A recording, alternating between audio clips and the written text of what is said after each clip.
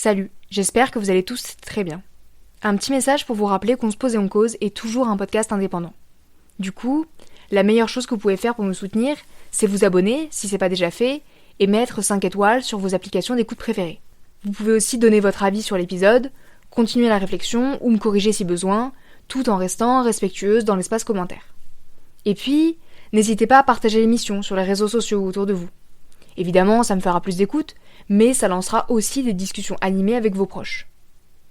Et pour celles qui veulent vérifier ce que je dis ou aller plus loin, je vous rappelle que mes sources sont toujours indiquées dans la description de l'épisode. Et sur ce, bonne écoute!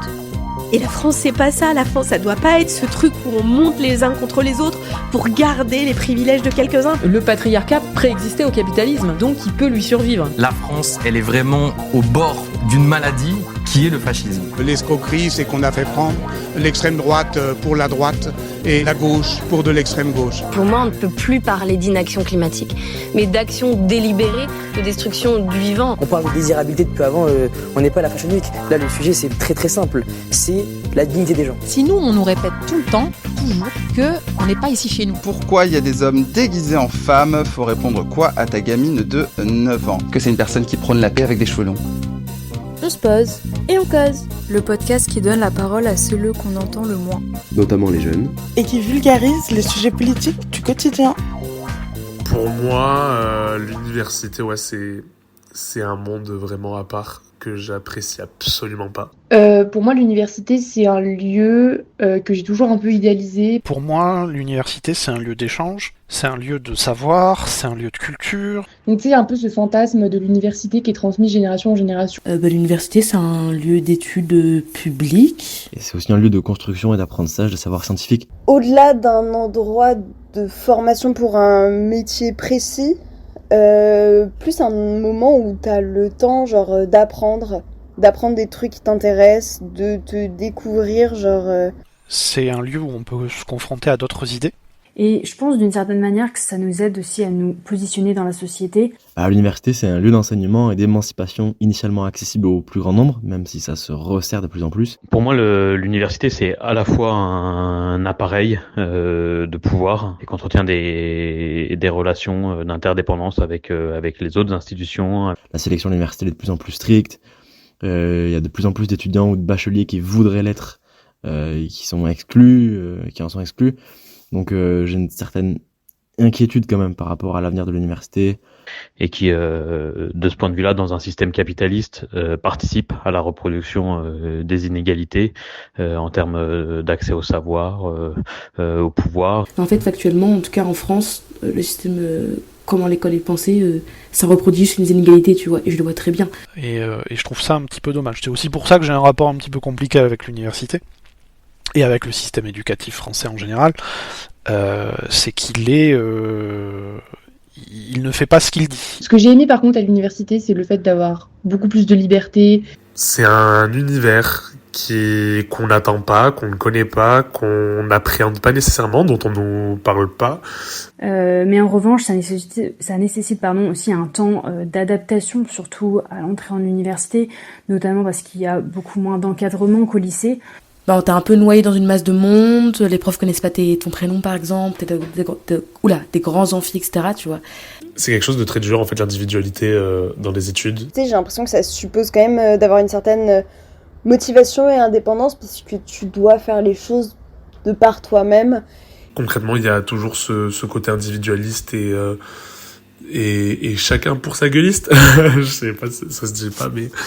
Et puis aussi, je dirais aussi que du coup, c'est aussi très excluant pour les personnes qui sont pas en train d'étudier, parce qu'il y a tout un vocabulaire propre à des études. Mais une fois qu'on a dit ça, c'est aussi un champ de bataille. Et je pense qu'on a encore un tissu universitaire en France qui est assez riche en termes de nombre de formations déjà, mais de leur diversité, de leur qualité. Et du coup, c'est un lieu, un espace-temps dans lequel il y a une nécessité absolue de lutter pour tirer l'accès à ces savoirs critiques vers des possibilités d'émancipation, vers l'outillage des luttes sociales, et puis vers une horizontalité, une gratuité et un partage égalitaire et libre. l'université française en tant qu'institution, je crois que je l'adore autant que je la déteste. J'en avais déjà parlé il y a un moment lors d'un épisode sur l'école, mais j'adore apprendre, rencontrer des gens et que ces personnes-là m'apprennent de nouvelles choses. D'un autre côté, c'est vrai que plus jeune, je me projetais pas du tout dans de longues études parce que mon rapport à l'école, il était et il est toujours malheureusement assez négatif. Disons que être assise en intérieur 5 jours sur 7 à apprendre et à restituer bêtement dans un environnement très codifié et très hiérarchique, en fait c'est pas trop mon truc. Pourtant, actuellement, je suis au milieu de mon 2e master et j'envisage de plus en plus de poursuivre en doctorat. Le sujet d'aujourd'hui, c'est pas moi, on est d'accord, mais je pense que c'est important de me situer, de vous dire d'où je parle. J'ai fait un baccalauréat général et après ça, j'ai fait une licence de sciences politiques à l'université de Lille où j'ai eu la chance de faire une année d'Erasmus en Tchéquie.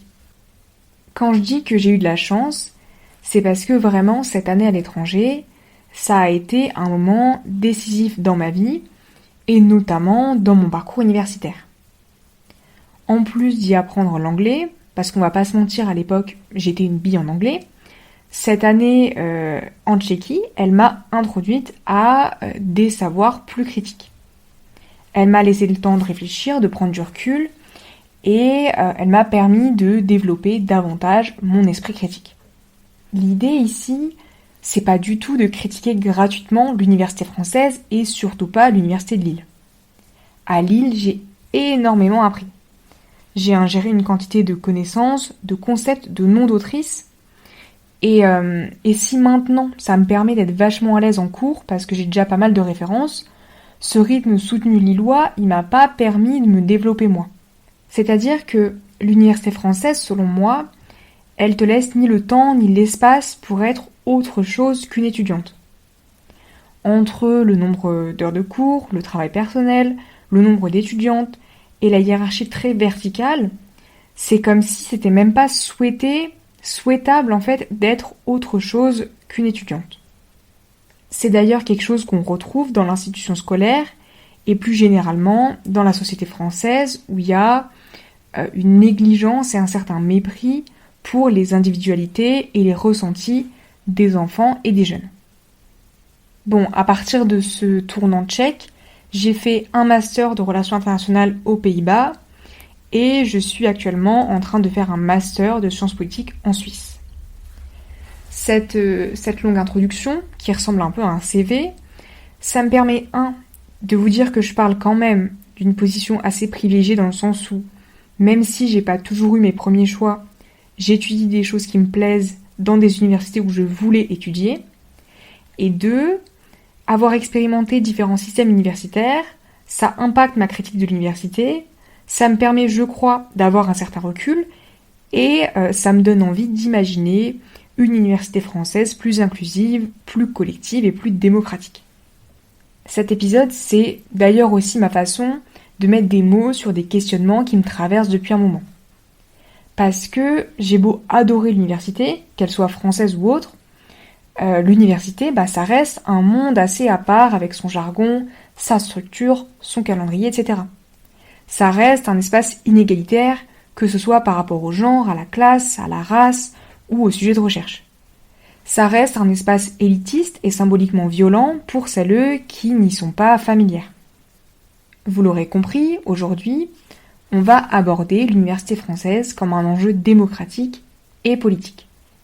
Comme un lieu qui crée des richesses, qu'elles soient scientifiques, humaines ou économiques, mais aussi comme un lieu structuré par des rapports de pouvoir, puisque l'université, elle n'est pas imperméable aux rapports de domination qui s'exercent dans la société.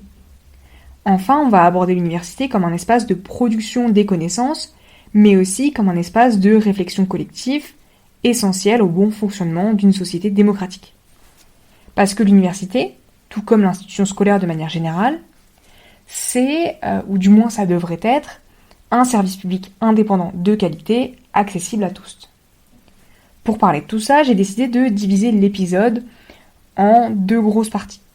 1. L'université française, ses grands changements, ainsi que ses problématiques concrètes, parce que en ce moment, on parle pas mal de crise des universités, et pourtant, parler de crise, c'est, selon moi, une façon de masquer une histoire longue, celle du détricotement organisé de l'université depuis les années 2000.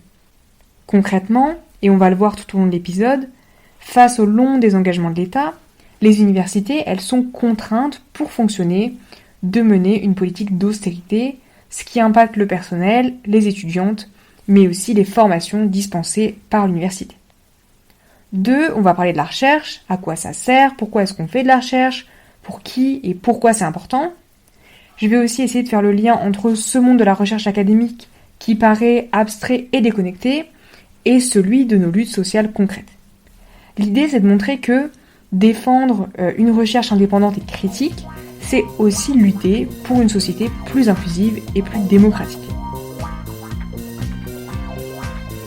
Pour commencer cette première partie, j'avais envie de vous lire des extraits de la lettre ouverte d'Anne Fraisse, présidente de l'Université Paul Valéry de Montpellier. Elle écrit, je cite, « Monsieur le Président, on meurt dans vos universités. On meurt dans mon université. D'excès de travail, de stress, d'usure, de désespoir, d'indifférence. Dans mon université, en 5 ans, il y a eu 4 suicides de personnel titulaire. Le précédent remontait à 25 ans. 3 crises cardiaques au travail. 2 AVC. Sans compter les arrêts de travail longue maladie pour burn-out. Cette année, dans notre communauté, 3 fonctionnaires en activité sont morts. Certes, ces décès ont des causes multiples, mais les statistiques sont là, et ce bilan, pour une université de 1003 titulaires, 576 enseignants et 427 administratifs, pour 23 000 étudiants, révèle des conditions de travail insupportables. Nous venons de voter notre 6e budget en déficit. Notre université est une des moins dotées et plus grave des moins encadrées de France. 11 départements à moins de 50%, voire 40% d'encadrement en enseignants titulaires. Que se passe-t-il quand, à la rentrée, 20 TD de 45 étudiants n'ont pas d'enseignants dans un même département? Pour ne pas pénaliser leurs étudiants, ce sont les professeurs et les maîtres de conférences qui assurent ces groupes en plus de leur service, quel que soit le nombre d'heures et le travail supplémentaire, quelle que soit l'amplitude horaire ou l'accumulation des heures dans une même journée. Dans ces départements, la totalité des enseignants titulaires font plus du double de leur service, sans parler de leur temps de recherche. C'est une réalité dure et désespérante pour ceux qui aiment leur travail et le service public. Depuis plus de 10 ans, nous sommes en surchauffe, en travail forcé, en déséquilibre permanent, jamais sûrs d'arriver à remplir nos missions, faute de bras. Nous l'avons dit, répété, crié, il est urgent de créer des postes, de revenir à des dotations pour charges de service public à la hauteur du nombre d'étudiants accueillis, de rétablir un modèle d'allocation des moyens qui répare les injustices, qui soit clair et transparent. Mais non, il n'y aura pas de nouveau modèle, répète Monsieur le ministre, qui n'y croit pas. Nous restons donc, depuis 15 ans, le seul pays d'Europe où l'argent de l'État est distribué aux universités sans critères connus, dans la plus totale opacité et injustice. Fin de citation. Ça me semblait important de commencer par cette lettre parce que l'université française, concrètement, c'est ça aussi. Et si vous voulez lire la lettre dans son intégralité, je vous la mets dans la bibliographie. Vous me connaissez, on va commencer par une partie assez historique et pour ça je vais me baser sur un article de la sociologue Corinne Hérault. Corinne Hérault, elle explique qu'en 1968, la loi d'orientation de l'enseignement supérieur, dite loi Faure en référence au ministre de l'époque, elle affiche une volonté de créer des universités pluridisciplinaires structurées en unités d'enseignement et de recherche. L'objectif, c'est que l'université soit accessible de droit à toutes les bachelières, mais aussi que les droits d'inscription soient bas et homogènes. L'objectif, c'est que l'université devienne une entité publique avec un mode d'organisation uniforme et relativement démocratique. L'objectif, c'est que le mode de financement majoritaire soit étatique et sur la base de critères identiques pour tous les établissements. L'objectif, enfin, c'est que le personnel de l'université soit majoritairement fonctionnaire et que les enseignantes-chercheuses soient indépendantes. Puis, en 1984, la loi sur l'enseignement supérieur, dite loi Savary, elle instaure des conseils d'administration de 30 à 60 membres. Ces membres, c'est 40 à 45% de représentantes des enseignantes chercheuses, 20 à 30% de personnalités extérieures, 20 à 25% de représentantes des étudiantes et 10 à 15% de représentantes du personnel non enseignant. Pour le dire autrement, la loi Savary, elle met l'accent sur l'université comme une entité publique à l'organisation interne relativement démocratique sous la direction des enseignantes-chercheuses. Enfin, de par ses missions de diffusion du savoir et de démocratisation de l'enseignement supérieur, l'université, elle devient, du moins juridiquement et idéalement, une institution plutôt progressiste. J'en profite pour rappeler une spécificité française, celle du partage du champ public de l'enseignement supérieur et de la recherche entre les universités, les instituts de recherche, les grandes écoles et leurs classes préparatoires. Pourtant, à la fin des années 90, il y a une volonté de créer de nouvelles structures, avec notamment dès 2006 la création des pôles de recherche et d'enseignement supérieur.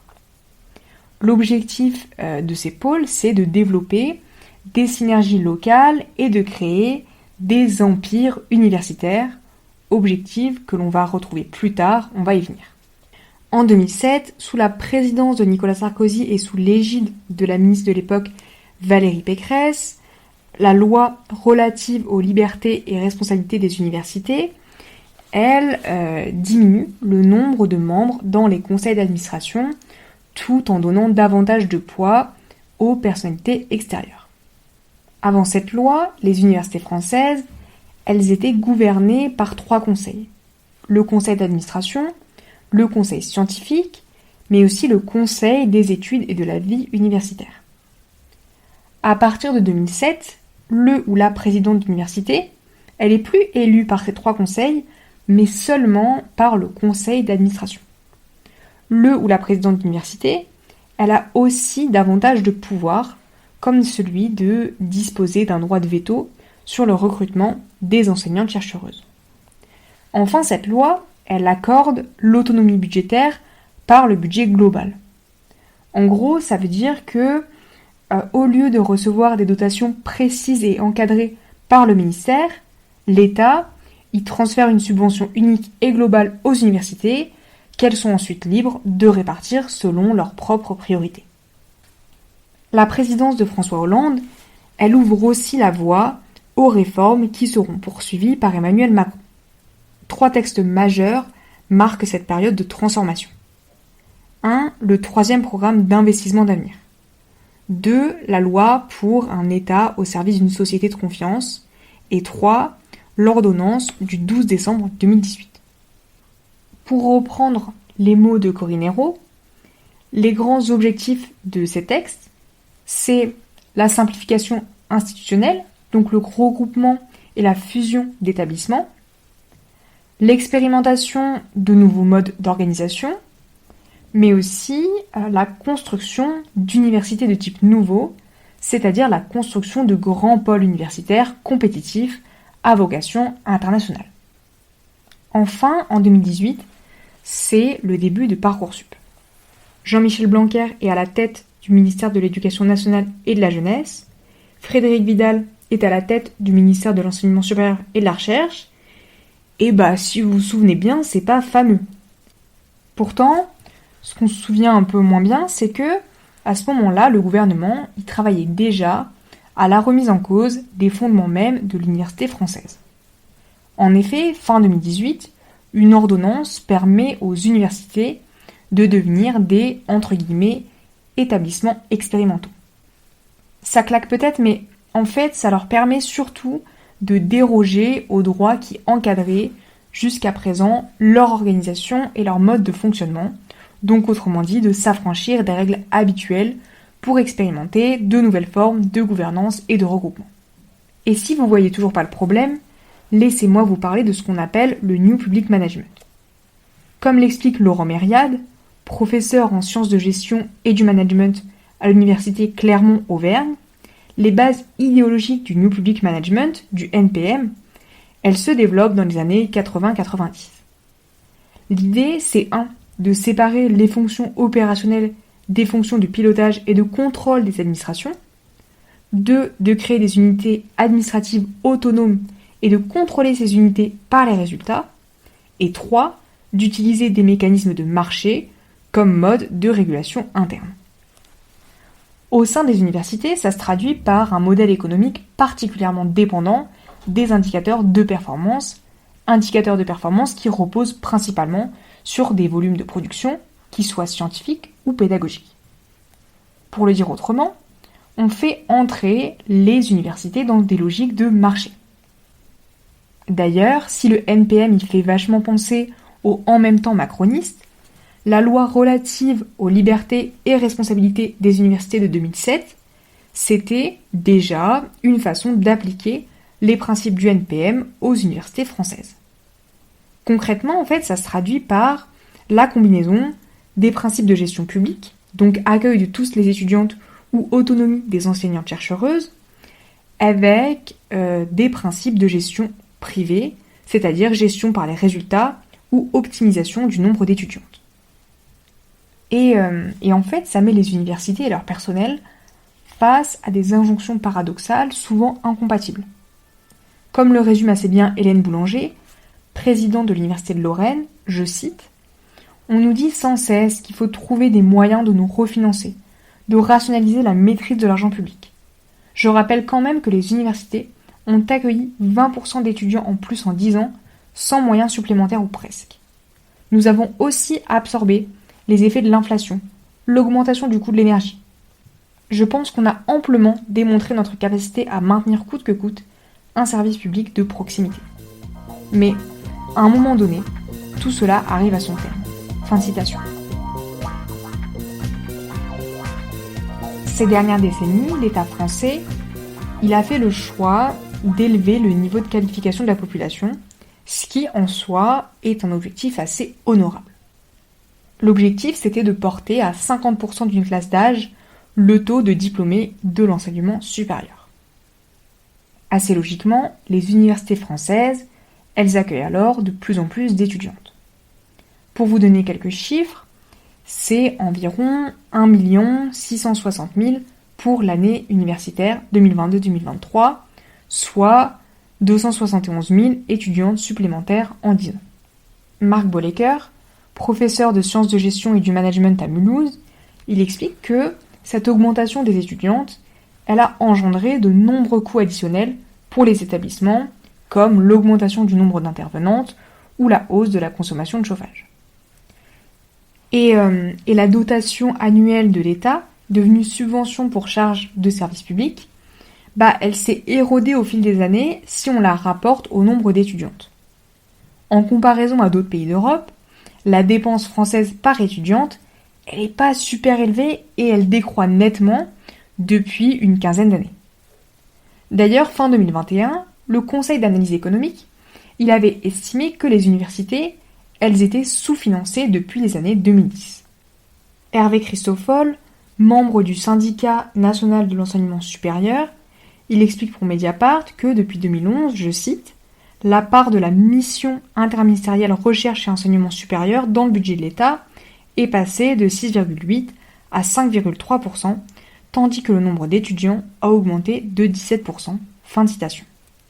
Pour vous donner quelques autres chiffres, la dépense moyenne par étudiante en France, elle se situe, oui, à un niveau proche de la moyenne de l'OCDE, mais elle est bien inférieure au niveau atteint par les pays les plus performants et ceux qui dépensent le plus, comme la Norvège.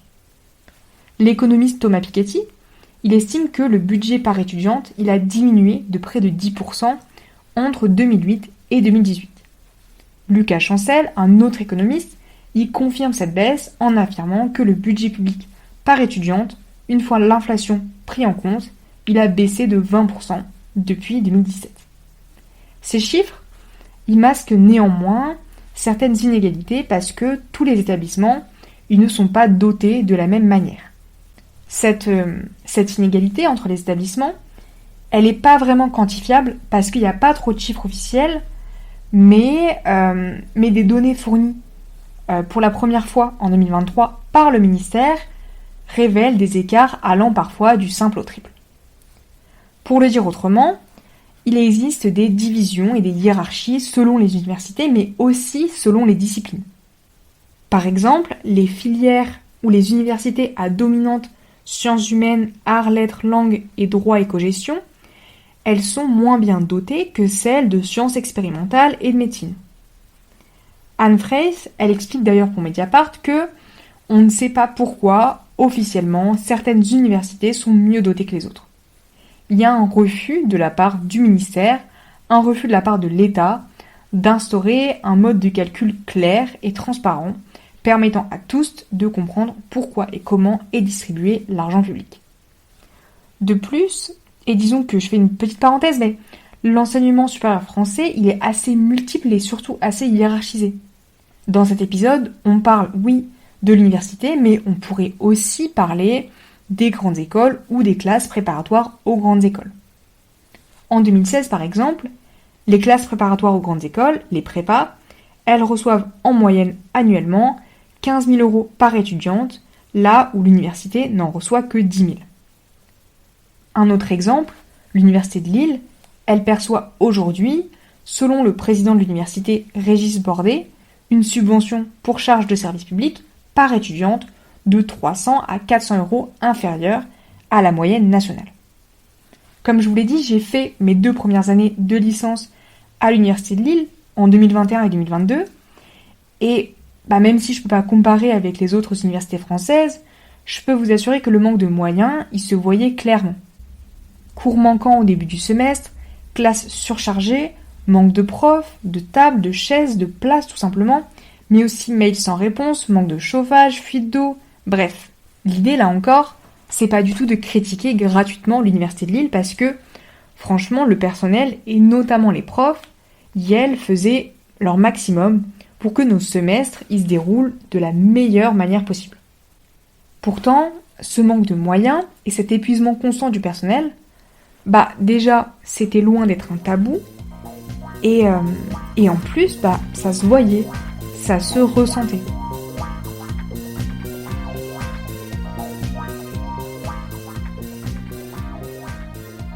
Au bout d'un moment, le toit, il a commencé à tomber de l'amphi, et du coup, juste au lieu de se dire « Ah, on va interdire les cours, genre arrêter de donner cours dans cet amphi », ils ont juste mis du scotch autour des places où le toit tombait. Ils étaient en mode vous pouvez plus vous asseoir là parce que le toit tombe, les gars. Dans les écoles publiques et tout, on voit que il y a un manque de moyens, vraiment, ça a des conséquences matérielles directes sur les étudianteux, tu vois. Bref, pareil, évidemment, t'as pas la clim, t'as pas le chauffage, donc en hiver il fait hyper froid, en été il fait hyper chaud. Et que du coup, on est obligé de suivre des cours avec parfois des gants, parfois des doudounes. Pas de place pour écrire, pas de prise électrique.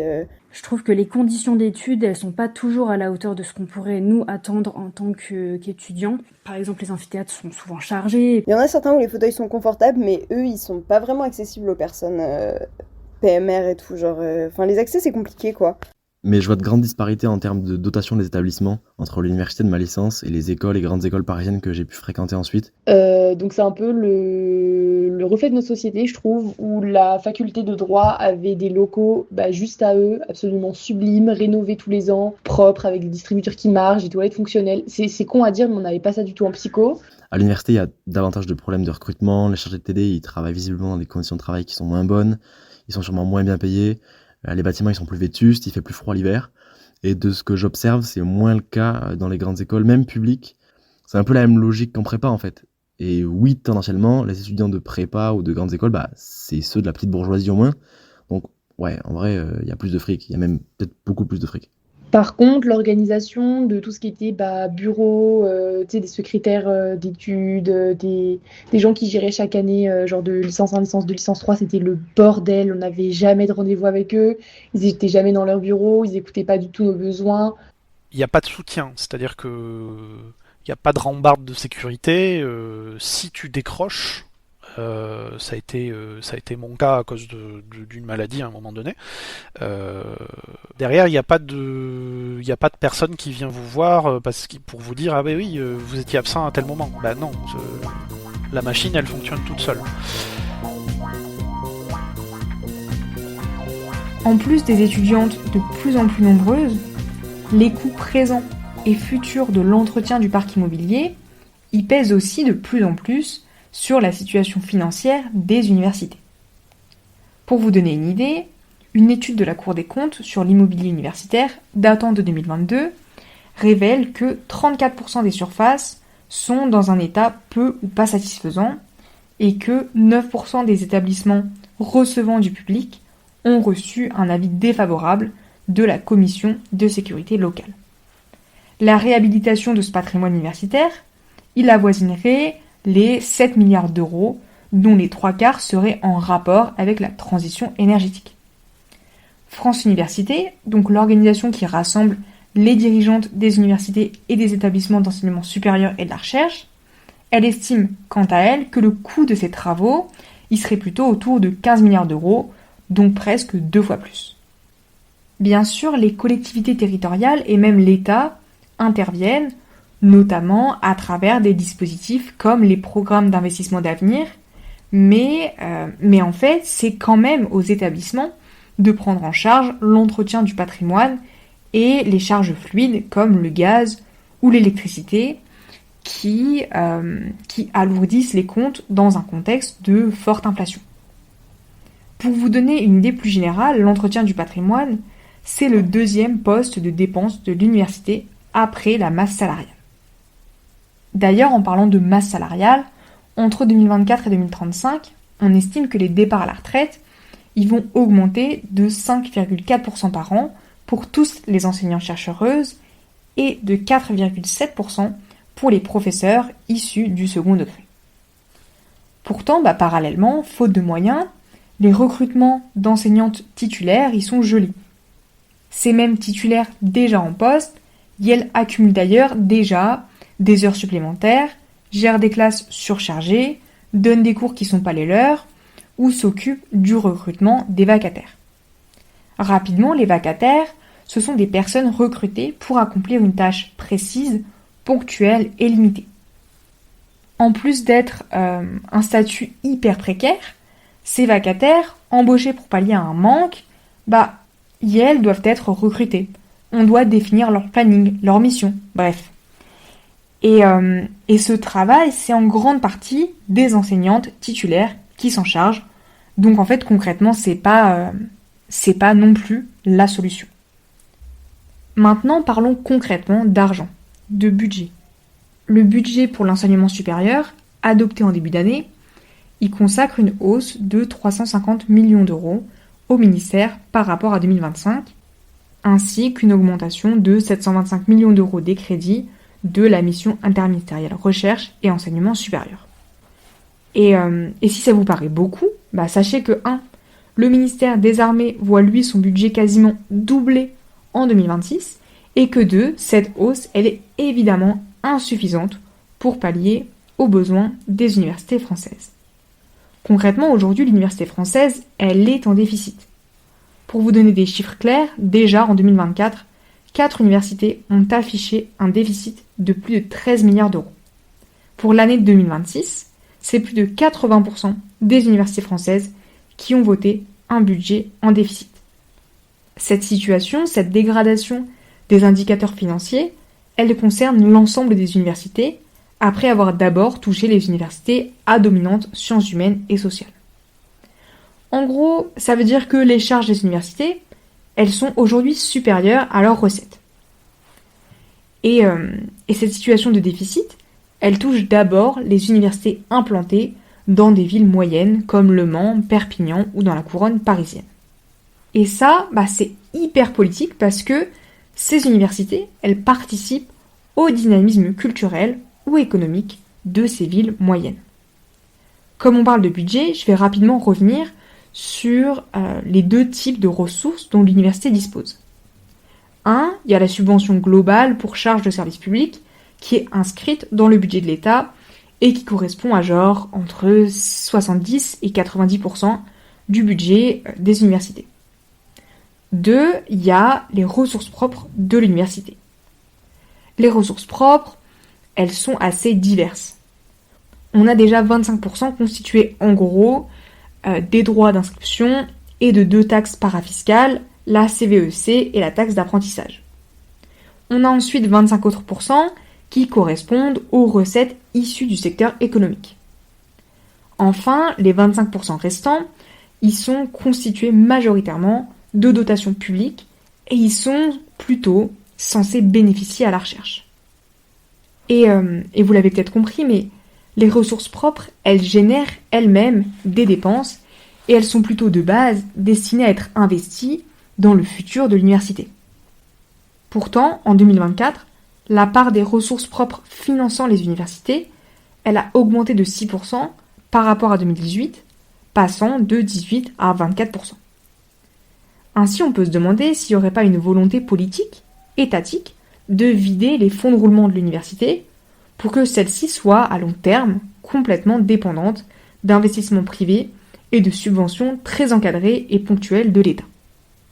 D'ailleurs, quand on compare avec d'autres pays, on voit bien que la France, elle investit moins dans ses universités. Les pays scandinaves ou même l'Allemagne, ce sont des pays dans lesquels les établissements d'enseignement supérieur ils sont publiquement financés à plus de 80%. Dans des pays comme la Finlande ou la Norvège, ce pourcentage, il monte même à plus de 90%. Bon, aujourd'hui, le gouvernement français, en plus de remettre en cause les financements promis dans le cadre de la loi de programmation pluriannuelle de la recherche, il prévoit aussi de ne pas compenser la hausse des contributions des universités à la caisse de pension des fonctionnaires.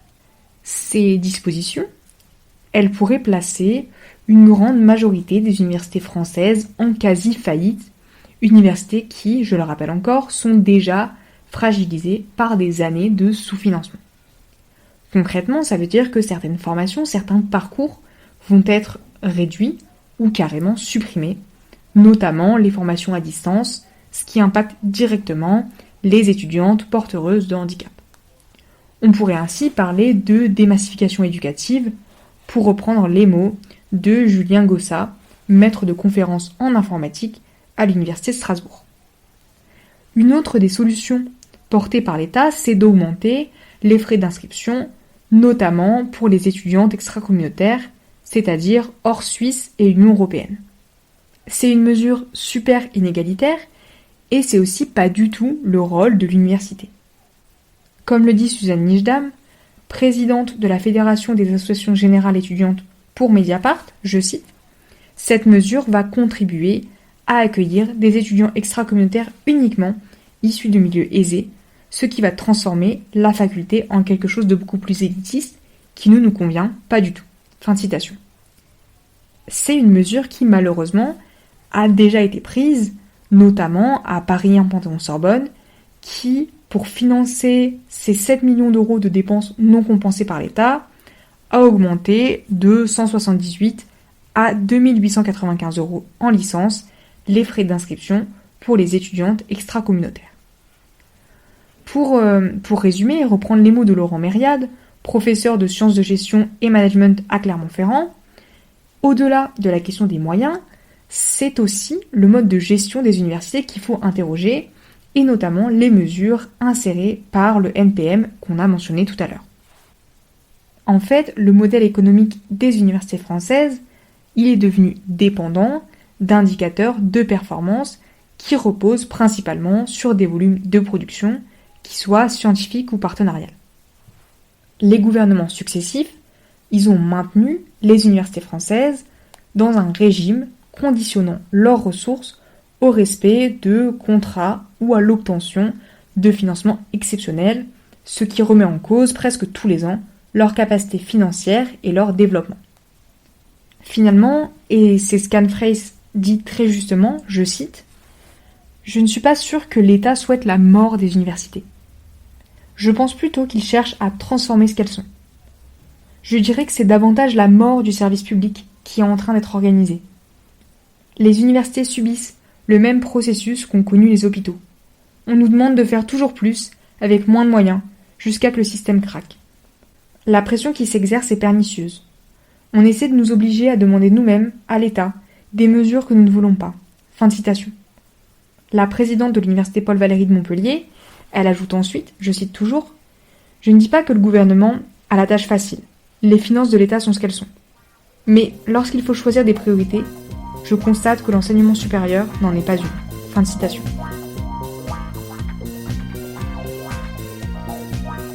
D'un autre côté, Emmanuel Macron, il est assez fort pour faire croire à qui veut l'entendre qu'il soutient l'université française, la recherche, les étudiants, etc.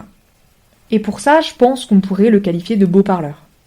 Par exemple, en 2025, je ne sais pas si vous vous souvenez de Choose Europe for Science, cette opération de communication lancée par le président pour accueillir les chercheuses états-uniennes après l'arrivée de Donald Trump à la Maison-Blanche. Et même si on ne peut pas comparer ce qui se passe aux États-Unis avec ce qui se passe en France, on peut quand même y voir certaines formes de continuité, comme l'explique Bruno Andreotti, professeur de physique et membre de Stand Up for Science pour Mediapart. Ces ressemblances, elles se nichent dans une série de mesures réactionnaires et austéritaires qui nuisent à la qualité de la production scientifique française, tout en contribuant à installer un, je cite, imaginaire fasciste, hostile aux libertés académiques.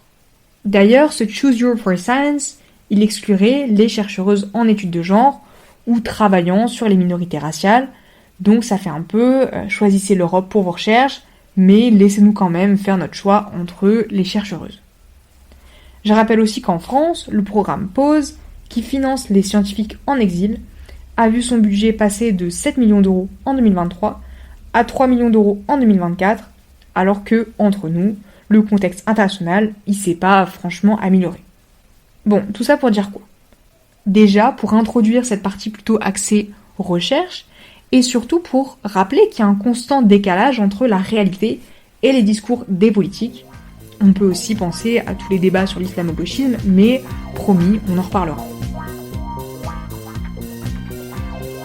Alors je dirais que pour moi, la recherche, ça consiste avant tout à s'enrichir, à produire surtout en fait de nouvelles connaissances en essayant de comprendre un phénomène spécifique, mais de manière plutôt rigoureuse.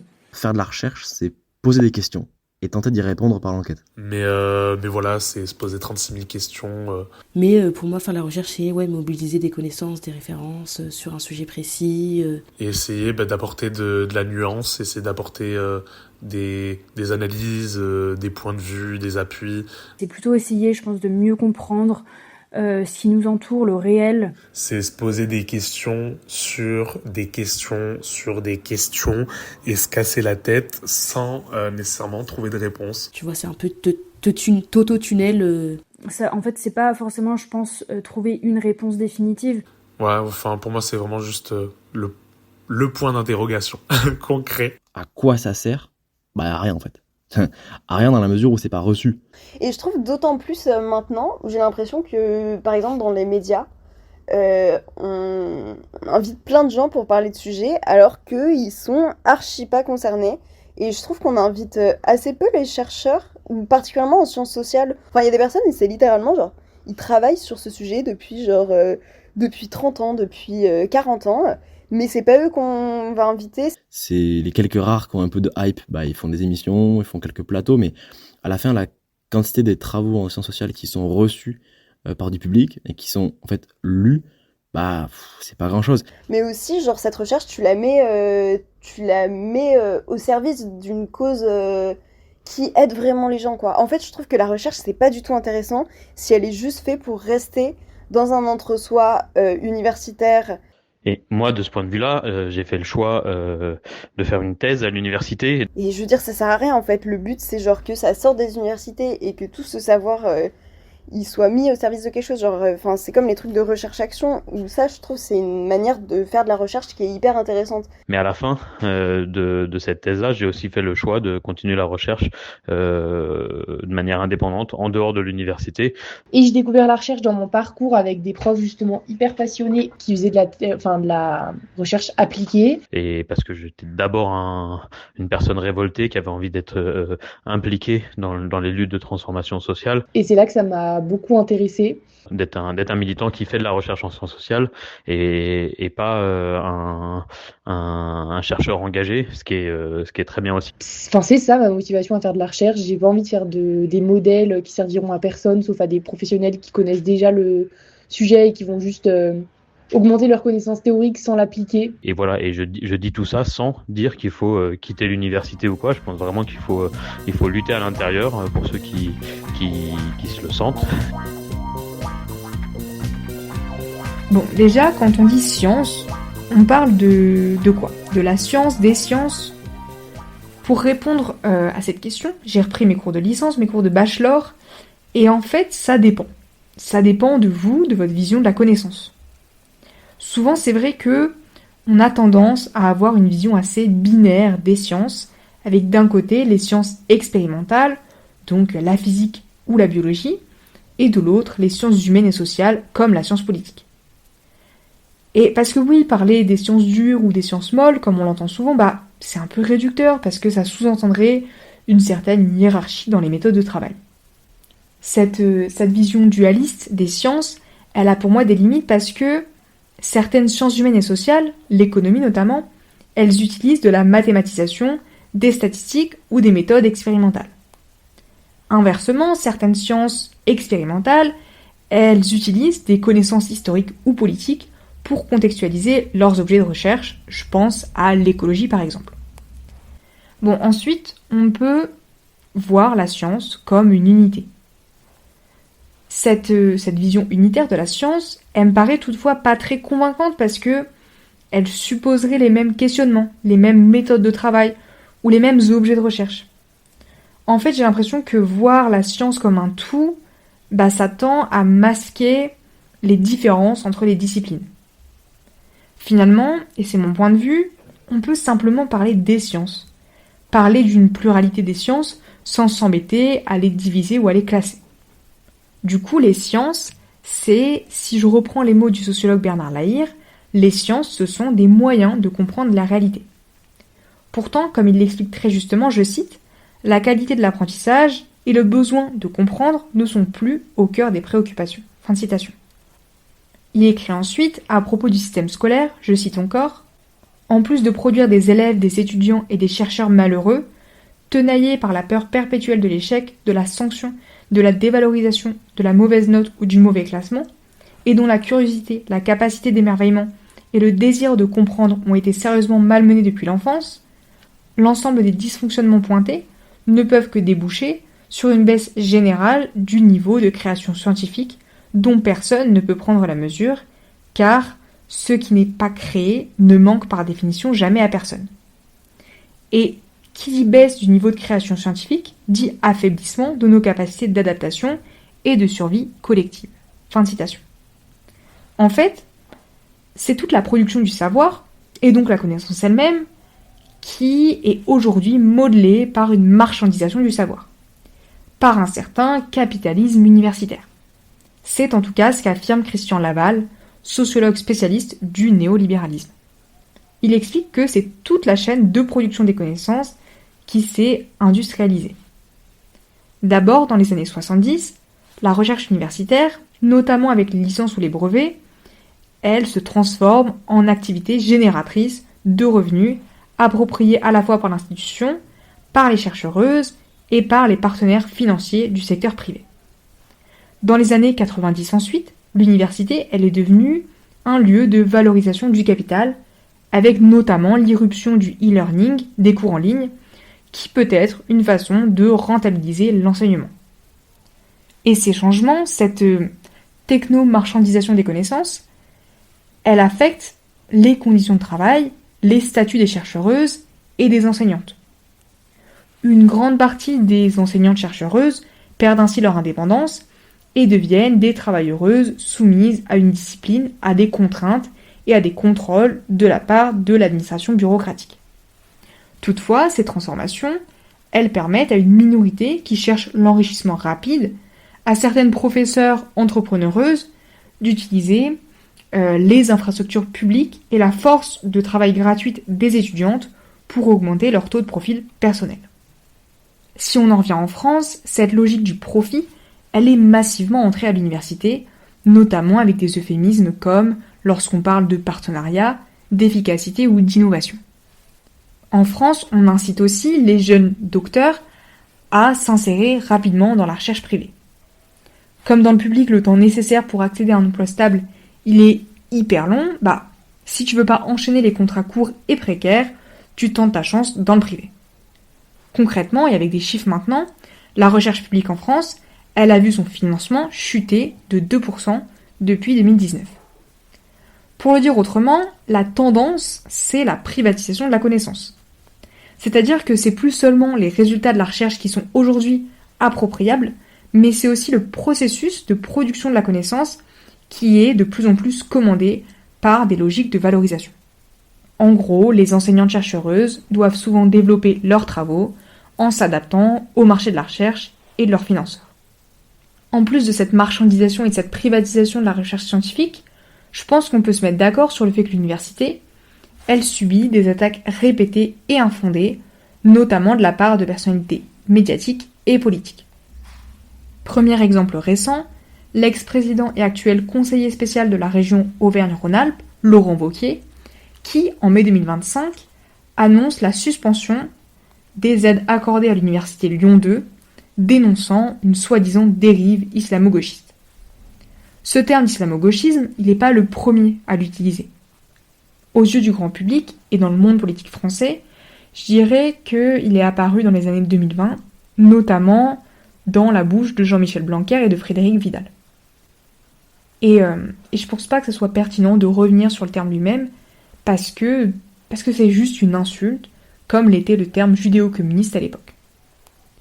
Deuxième exemple récent, le tweet de Marine Le Pen, qui date du 1er avril, et qui dit, je cite, « Plutôt qu'à d'avoir un étudiant en université en sociaux pendant 5 ans, il est préférable qu'il soit en formation, en apprentissage ou en alternance dans une industrie. » Fin de citation.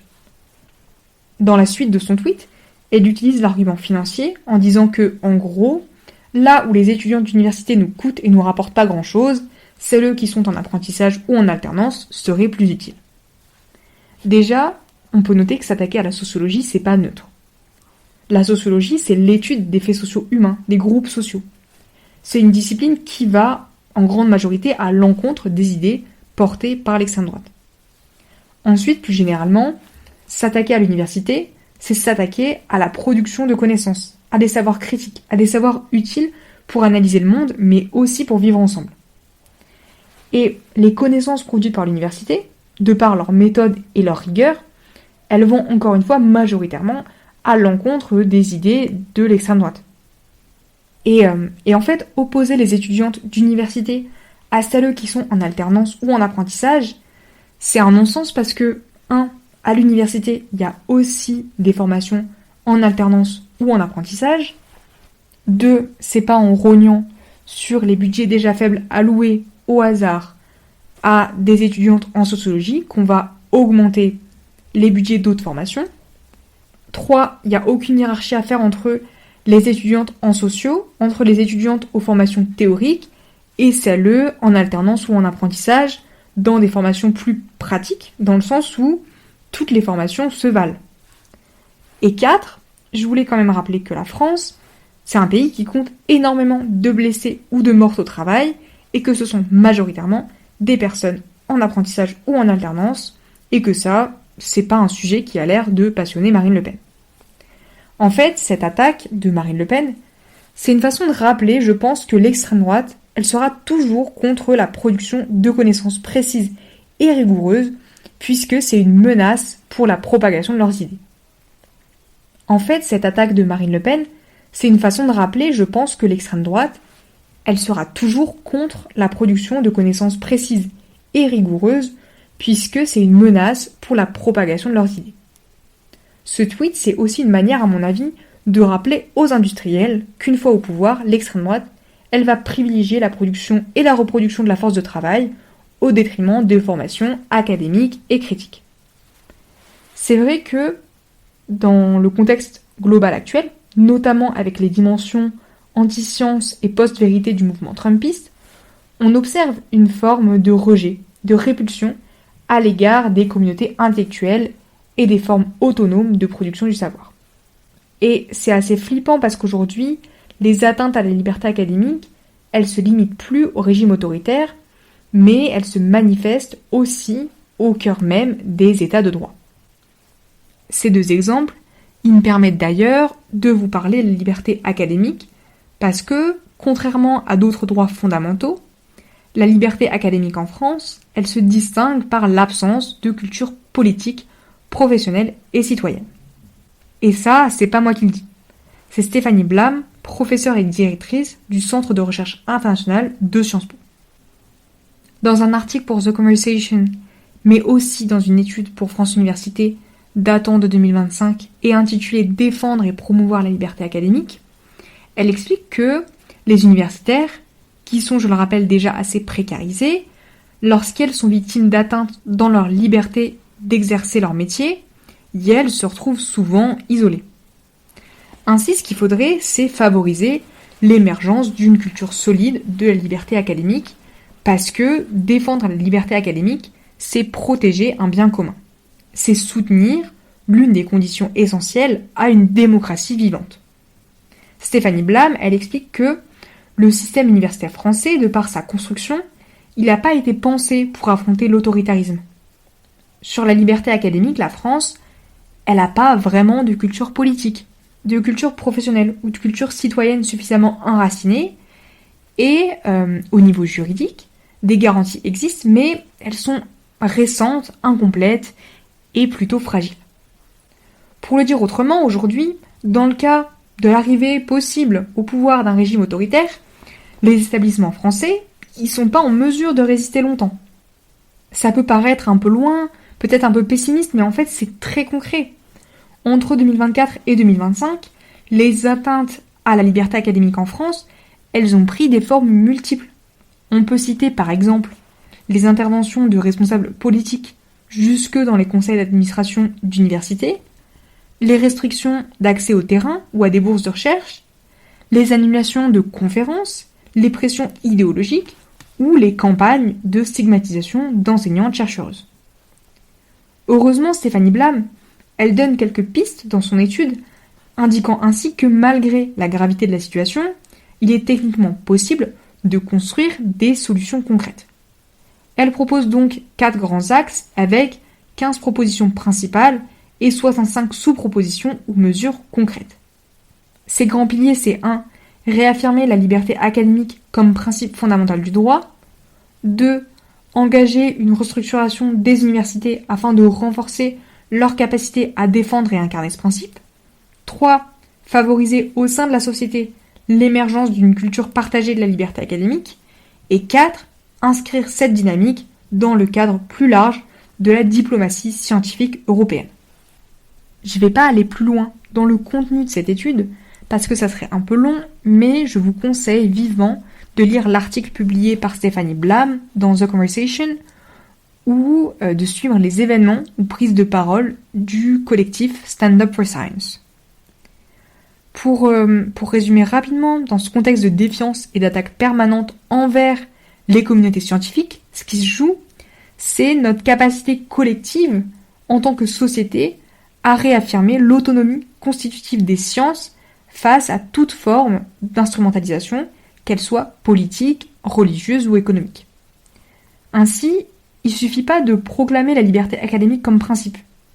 Il est essentiel de développer une véritable culture relationnelle de la liberté académique, c'est-à-dire un rapport vivant et évolutif à cette liberté, construit par l'engagement commun des chercheuses, des étudiantes, des institutions et de la société civile dans l'intérêt de tous. Pour ça, je pense que l'éducation populaire, elle peut être une source d'inspiration. Grossièrement, l'éducation populaire, c'est l'idée de ne pas séparer l'action de l'analyse, de ne pas séparer celles qui font, celles qui réfléchissent et celles qui décident.